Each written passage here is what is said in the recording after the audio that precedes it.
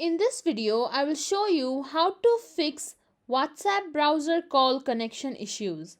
So for that, first thing that you need to check is your Wi-Fi connection. Make sure that your device has a very stable Wi-Fi connection.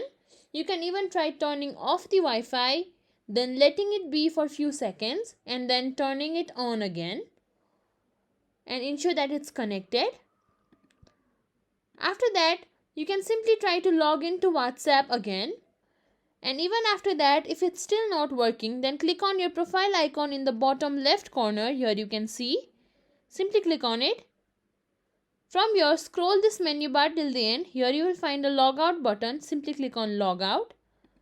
Then confirm it. After that, try logging back into it again.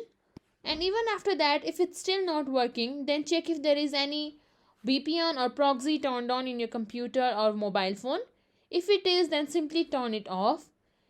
And even after that, if it's still not working, if the web version is still not responding during calls, then simply download the actual app from Play Store or App Store. Download it, log in and then try calling from there. And that's it. If you think this video was helpful, please like, share, subscribe to our channel and thank you for watching.